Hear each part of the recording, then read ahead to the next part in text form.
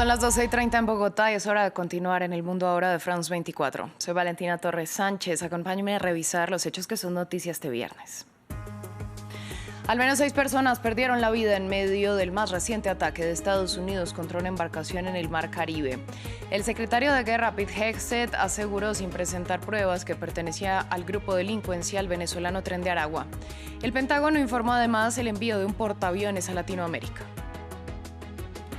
Desde Israel, el secretario de Estado Marco Rubio aseguró que las autoridades que tomen el control en la franja de Gaza deben ser amigas de Israel y reiteró que Hamás no puede tener ningún papel en el futuro gobierno. Además dijo que la UNRWA no participará en el reparto de ayuda. El presidente de Ucrania, Volodymyr Zelensky, se reunió en Londres con el primer ministro Keir Starmer previo al encuentro de la coalición de voluntarios. El jefe del gobierno británico pidió reforzar lo que llamó medios de largo alcance para que Ucrania pueda continuar su defensa en la guerra. En directo vamos a Venezuela justamente para ampliar la información sobre el más reciente ataque de Estados Unidos contra una lancha en el Caribe, pero también para conocer detalles sobre el acuerdo entre Nicolás Maduro y su homólogo Gustavo Petro, que permitió la liberación de 17 ciudadanos colombianos que estaban detenidos en Venezuela.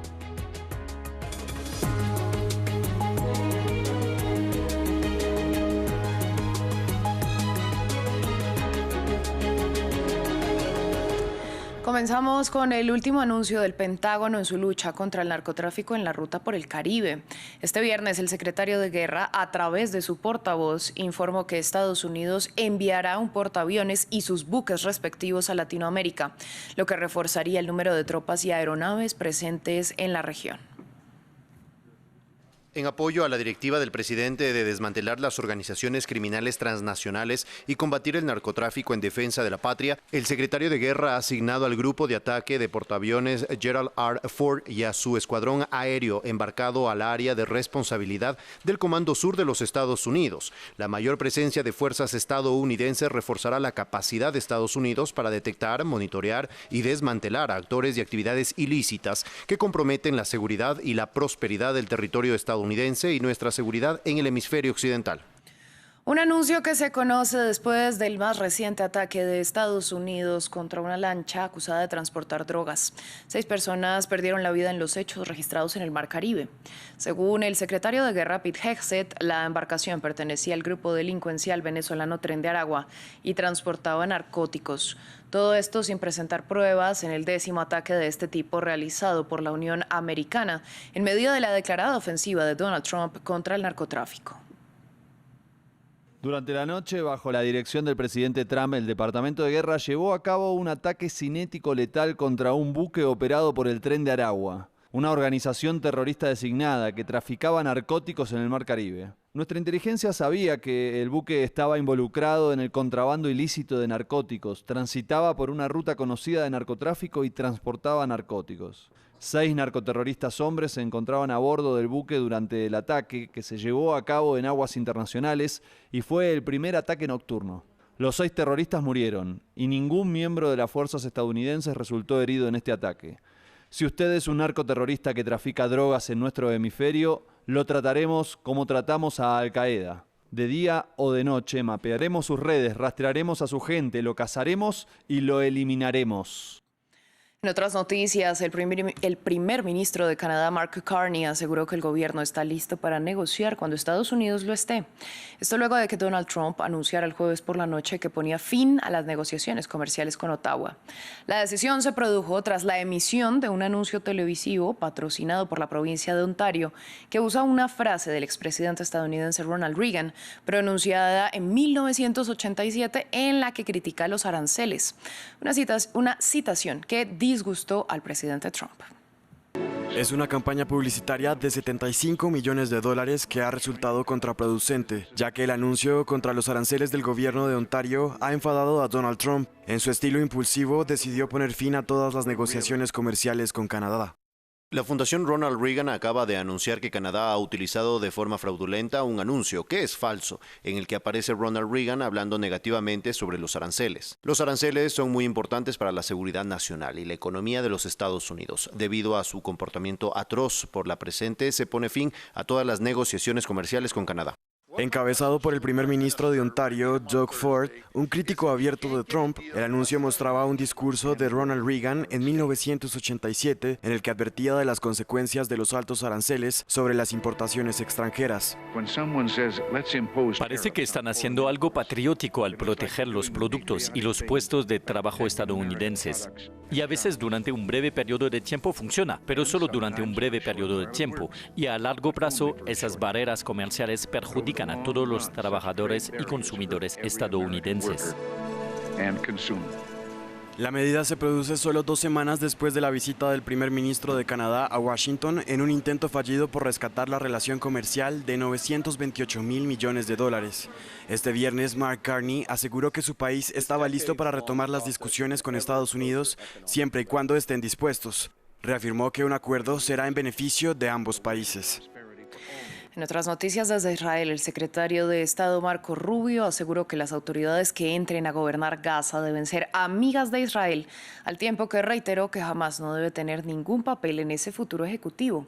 De igual forma, anunció que la UNRWA, la Agencia de Naciones Unidas para los Refugiados Palestinos, a la que acusó de ser subsidiaria de Hamás, no desempeñará ningún papel en la entrega de ayuda a los gazatíes en el actual plan de alto el fuego. Aún no hemos informado de esa fuerza, por lo tanto, aún hay trabajo en curso. Hay muchos países que se han ofrecido a participar. Obviamente, al formar esta fuerza, tendrá que estar compuesta por personas con las que Israel se sienta cómodo o países con los que Israel también se sienta cómodo. Permítanme decir que creo que hay muchos países que están expresando interés ahora mismo. Previamente, Rubio alertó una vez más que los deseos expansionistas de Israel ponen en riesgo el acuerdo sobre Gaza. La declaración se produjo también durante su visita en Israel, donde indicó que no cree que su aliado intente anexar Cisjordania, tal como lo votó el Parlamento israelí el miércoles. Aquí los detalles. Los estadounidenses omnipresentes junto a su aliado israelí. Tras el vicepresidente J.D. Vance, Marco Rubio, el jefe de la diplomacia, sigue su visita en Israel con el objetivo de preservar el frágil alto al fuego entre Israel y Hamás tras 2 años de guerra. Este viernes se refirió a la votación en la Knesset para anexar Cisjordania. Basta decir que no creemos que vaya a suceder, y lo que es más importante desde el punto de vista legislativo no está estructurado de una manera que pueda ocurrir. A miles de kilómetros de distancia, Donald Trump también intentó tranquilizar. Cisjordania, no se preocupen por Cisjordania. Israel no va a hacer nada con Cisjordania, ¿de acuerdo? Esto en referencia a la aprobación el miércoles por parte del Parlamento israelí de 2 proyectos de ley destinados a anexionar Cisjordania, territorio que lo ocupan desde 1967. En un comunicado, una quincena de países árabes han condenado a esta opción. El jueves en Israel, J.D. Vance también la criticó. Fue un golpe político muy estúpido y lo tomo personalmente como un insulto. Porque para Washington estos proyectos podrían debilitar el acuerdo de paz actualmente en vigor. Según el Jerusalem Post, Benjamin Netanyahu habría intentado aplazar el debate del texto sin éxito.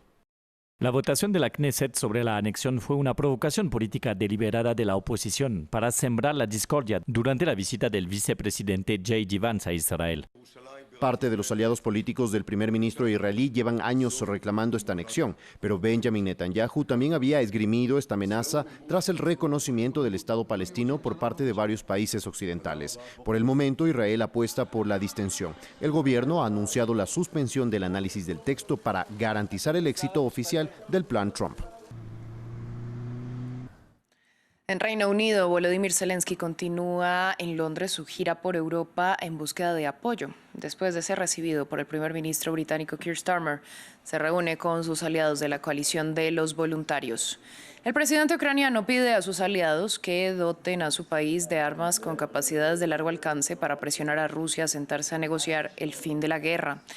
Además, solicitó a sus aliados imponer sanciones contra todas las compañías petroleras rusas y su flota fantasma, mientras el premier británico urge a los países a autorizar el uso de los activos rusos congelados para otorgar préstamos a Kiev y fortalecer sus capacidades financieras. Escuchemos. Y en cuanto Putin sintió la presión y la posibilidad de que aparecieran Tomahawks en Ucrania, declaró inmediatamente su disposición de reanudar las conversaciones. Pero en cuanto desapareció la presión, abandonó la diplomacia. Así que para nosotros es obvio qué hacer. Necesitamos mayor capacidad de ataque a gran profundidad. Creo que debemos acordar finalizar la gestión de los activos soberanos de Rusia y liberar miles de millones para financiar la defensa de Ucrania. Ayer la Unión Europea dio un buen comienzo al encargar asesoramiento sobre cómo satisfacer las necesidades financieras de Ucrania, y el Reino Unido está dispuesto a actuar en conjunto con la Unión Europea para impulsar este proceso lo más rápido posible y que esos fondos fluyan a Ucrania. Entre tanto, en terreno, Rusia continuó sus ataques contra Ucrania. Este viernes, un bombardeo ruso en Gerson mató al menos 3 personas y lesionó a 22 más. Según las autoridades locales, el hecho impactó edificios civiles. Ucrania informó que interceptó 72 de los 128 drones lanzados por Rusia contra su territorio durante la noche. En Francia inició el debate sobre el presupuesto, una tensa discusión que tiene sobre la cuerda floja al gobierno de Sébastien Lecornu. Este viernes, ante el Pleno de la Asamblea Nacional, el jefe del gobierno defendió que se produzca un reparto de los esfuerzos, pero sin llegar a la austeridad para conseguir la estabilidad económica del país. Lecornu resaltó que la independencia solo puede lograrse reduciendo el déficit para luego invertir en el futuro. Los socialistas, cuyo apoyo es crucial para el Ejecutivo, han amenazado con censurar al gobierno si no hay concesiones sobre sus exigencias para que aumenten los impuestos sobre los más ricos. Nuestra histoire parlementaire a été faite de rapports de force. Nuestra historia parlamentaria ha estado marcada por luchas de poder. Es hora de que se convierta en una historia de compromiso. Ya no podemos gobernar mediante la disciplina de un solo bando, sino mediante una cultura de debate riguroso entre parlamentarios que parten de convicciones diferentes. Esta es una revolución silenciosa del Parlamento, una que significa no exigir que otros implementen la totalidad del propio programa como si uno solo tuviera la mayoría. Esta revolución debe comenzar ahora porque este cambio de cultura es lo que exige la democracia moderna. Este viernes los irlandeses votan para elegir a su nuevo presidente. Los candidatos puntean en las encuestas. Por una parte, la independiente de izquierda Catherine Connolly y por otra Heather Humphreys, quien es miembro del Fine Gael, el partido de centro derecha en el poder. En Irlanda, la presidencia tiene una función principalmente ceremonial y diplomática. Los votantes irlandeses no eligen a la persona que gobernará, sino a la que representará el espíritu de la nación. Por un lado, Catherine Connolly, una independiente que cuenta con el respaldo de una coalición de partidos de izquierda, incluyendo al principal partido de oposición, el Sinn Féin. La candidata ha sido durante mucho tiempo una abierta defensora de la causa palestina, lo que algunos críticos sugieren que podría complicar el papel diplomático del presidente. ¿Por qué dijo recientemente que no confiaba en Estados Unidos?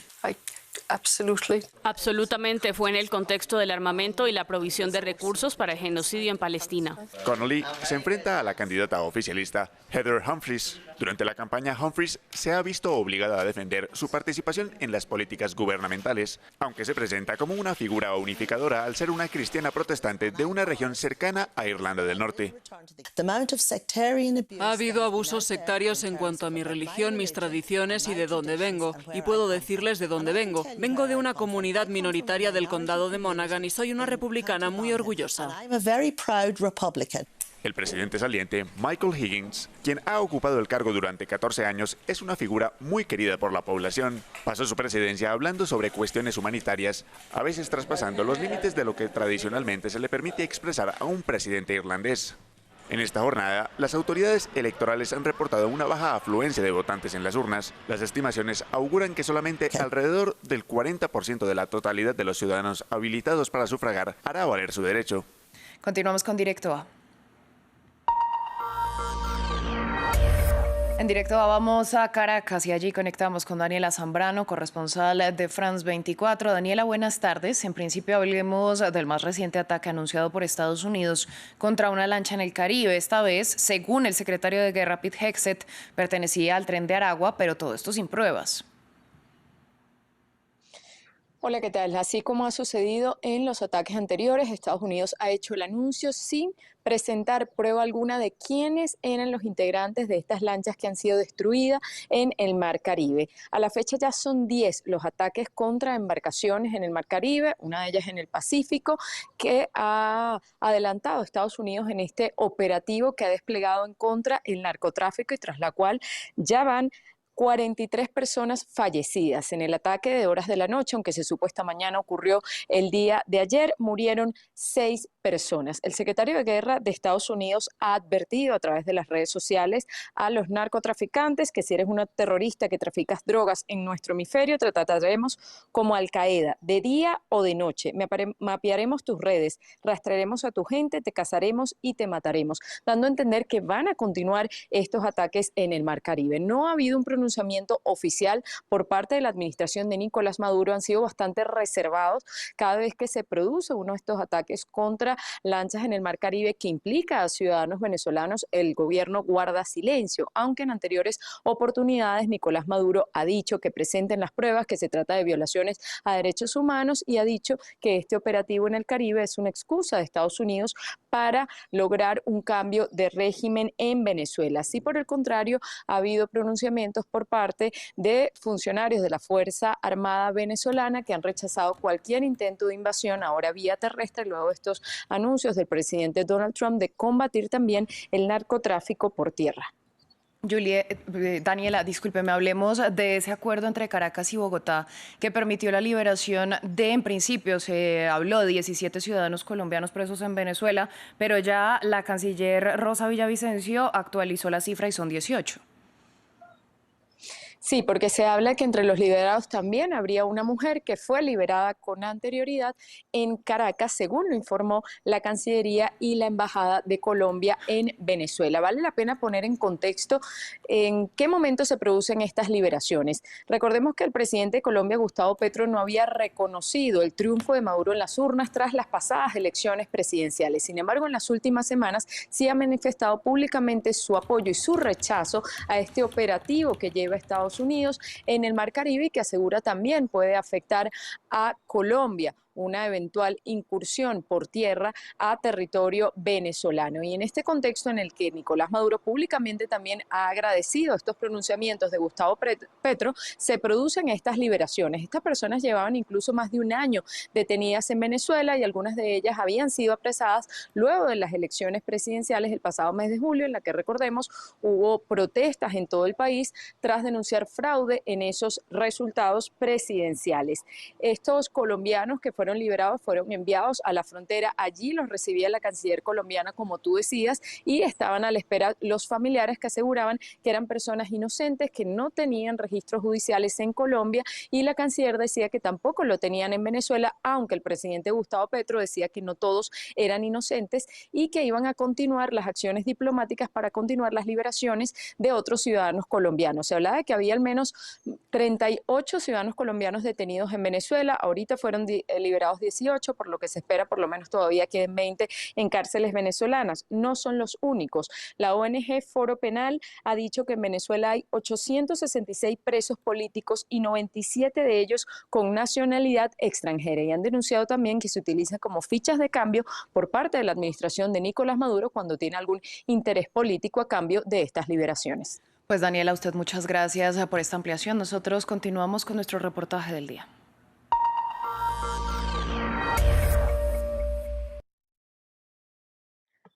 Unidad sin restricciones de edad y con un marketing agresivo dirigido a los jóvenes.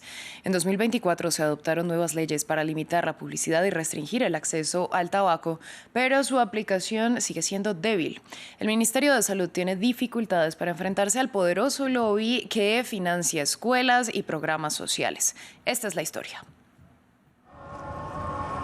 Indonesia es el segundo mayor mercado de tabaco del mundo después de China. Se ha convertido en una zona de fumadores al aire libre. Aquí el 70% de los hombres fuma y la adicción suele comenzar en la infancia. 1 de cada 5 fumadores encendió su primer cigarrillo antes de los 10 años. En la isla de Lombok, en el oeste de Indonesia, la lucha contra el tabaquismo precoz se ha convertido en la misión de Nurayo. ¿Cuántos cigarrillos fumas? Solo una cajetilla al día. Todo en la vida es peligroso. Si salgo a la calle ahora, un mal paso puede causar un accidente. Eso también es peligroso. Desde hace 2 años, esta joven rastrea a adolescentes fumadores, sensibiliza y los convence para dejar el tabaco. Pero los cigarrillos saborizados y baratos, que cuestan menos de 2 euros la cajetilla, dificultan que los jóvenes dejen de fumar. Hay muchos sabores buenos, como mango, menta o chicle. Este es mi favorito. La mayoría de las escuelas están a pocos pasos de los vendedores de cigarrillos. Desde 2024 la ley prohíbe esta cercanía, pero en Lombok poco ha cambiado. En esta zona hay un jardín de infancia, una secundaria, una preparatoria y una biblioteca local. La universidad tampoco está lejos. Muchos pequeños vendedores aquí ofrecen cigarrillos. La publicidad de cigarrillos está dirigida a todas las edades. Es evidente que los niños se han convertido en el objetivo principal, especialmente porque los anuncios se colocan en entornos escolares. En Indonesia, los jóvenes son el blanco principal de un marketing tabacalero agresivo. Prohibida en redes sociales, la publicidad de tabaco sigue en televisión, siempre que no se muestren cigarrillos. Las campañas de alto presupuesto muestran a jóvenes fumadores felices. En los espacios públicos, los anuncios de tabaco son comunes en cualquier otro producto presentes en cada esquina. Vallas gigantes y pantallas con videos ininterrumpidos los hacen imposibles de ignorar. Desde 2024, la venta de cigarrillos está prohibida para menores de 21 años. Sin embargo, esta niña de 11 años logra comprarlo sin problemas. Grabamos la compra con cámara oculta. A pesar de su corta edad, el vendedor le vende sin hacer preguntas. En el hospital de Mataram, los médicos alertan sobre una crisis de salud creciente. Este paciente de unos 60 años sufre una enfermedad respiratoria crónica. El doctor Hidayat lo atiende desde hace 2 años. Oigo una nueva infección en tus pulmones. Durante 30 años fumó una cajetilla diaria. A pesar de los graves problemas respiratorios, aún no ha dejado de fumar. Desarrollaste esta enfermedad por fumar. Deberías dejarlo, si no, el tratamiento será inútil. Los síntomas que antes se veían en mayores de 60 años, ahora aparecen en indonesios mucho más jóvenes. La incidencia entre pacientes jóvenes ha ido en aumento en los últimos 20 años. Muchos empezaron a fumar a los 5 años. Por eso, un número significativo ya tiene cáncer de pulmón a los 20. También son más propensos a desarrollar neumonía crónica u otras infecciones respiratorias, lo que sin duda afectará su crecimiento. Si no se aborda este problema, no podemos esperar que esta generación sobresalga en el futuro. El costo en salud crece frente a una industria tabacalera respaldada por un poderoso lobby. Aporta el 12% de los ingresos fiscales del Estado. Algunas marcas incluso financian programas sociales como becas universitarias. Esta influencia económica frena las políticas antitabaco, como reconoce este funcionario local.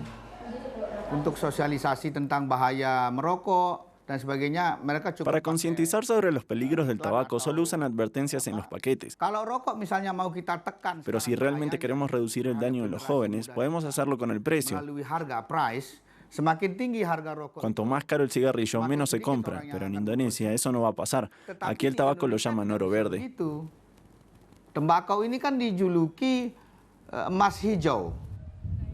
Lombok es una de las principales regiones productoras de tabaco en Indonesia, un sector clave que da empleo a 6 millones de personas. Los grandes fabricantes fijan los precios de compra, dejando a los agricultores vulnerables a las fluctuaciones del mercado.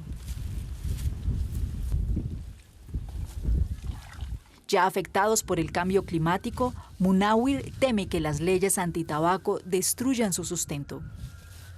La ganancia del tabaco es 3 veces mayor que la del arroz. Podemos ganar mucho más cosechando 1 tonelada de tabaco que de arroz. La gente aquí es joven y ayuda a sus padres a plantar tabaco. Durante la temporada el desempleo es bajo. El gobierno se beneficia de las ganancias de las tabacaleras. Pero si el gobierno presiona para subir los impuestos, nosotros, los agricultores, sufriremos. Destruiría nuestro modo de vida.